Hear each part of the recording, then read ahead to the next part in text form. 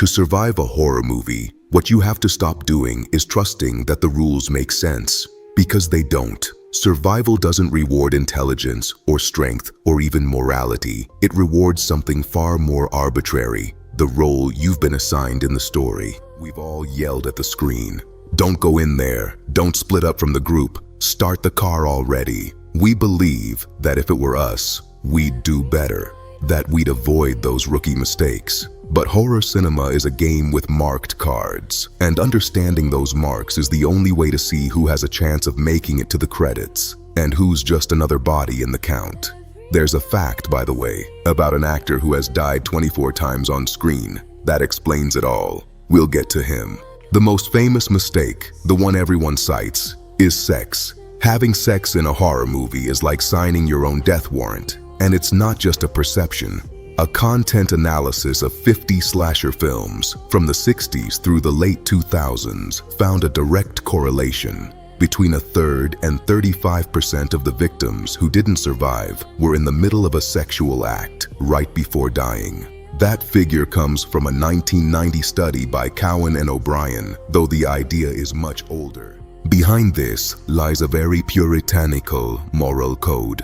Classic slasher horror from the 70s and 80s punishes hedonism. Drinking, doing drugs, and above all sex are behaviors that mark you as a victim, and at the other extreme, it rewards abstinence. This leads us directly to the most important figure for understanding survival in this genre: the final girl. The term was coined by academic Carol J. Clover in 1992 in her book Men, Women, and Chainsaws. She's the sole survivor, the one who confronts the killer in the climax, and she doesn't survive by chance. She does it because of her moral superiority. She's prudent, resourceful, and almost always a virgin. She's the exact opposite of her friends, who die precisely because they lack those virtues. Clover even points out that these final girls tend to have androgynous names like Sydney in Scream or Laurie in Halloween.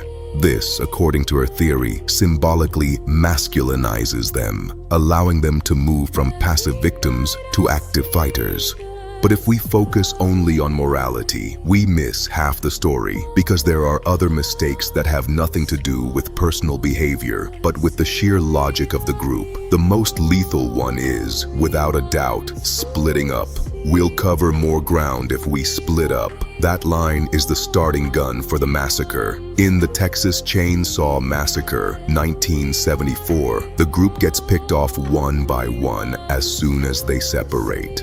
Throughout the entire Scream saga, the killer's strategy is precisely to isolate his victims. The rule is simple. Together, you have a chance. Separated, you're easy targets. And this is where the script starts cheating. Because even if you do everything right, even if you're a paragon of virtue and stay close to your friends, the movie's world itself will conspire against you. Do you have a car to escape in? It won't start. It's such a classic cliché it even has its own name, the car that won't start. The Ford Pinto in Cujo is the perfect example of how technology always fails at the worst possible moment.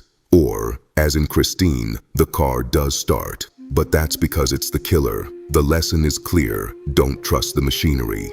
And in the modern world, that lesson has extended to digital technology. Got a phone? Forget it. Since phones became widespread in the late 90s, screenwriters have had to invent one excuse after another to make sure they're useless. No signal, dead battery, or the killer himself takes it and smashes it. Trusting that you'll be able to call the police is one of the most naive mistakes you can make.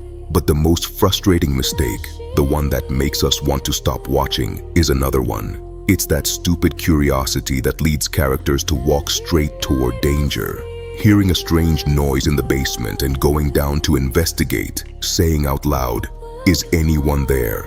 No one in their right mind would do that. It's such an illogical decision that it can only be explained by the needs of the script. The character has to die, so they're made to commit the biggest possible blunder, so they'll run into the killer. It's a scripting error disguised as a character error. And this is where we start to see the truth. Many of these mistakes aren't decisions, they're destinies. Your survival doesn't depend on your choices, but on your function in the script. If you're a secondary character who belongs to a minority, your chances of seeing the sunrise plummet. This brings us to one of the best known, and at the same time most misunderstood tropes, the idea that the black character dies first. The belief is so strong it's given rise to books like The Black Guy Dies First. But the more precise analysis, like that of author Robin R. Coleman R.,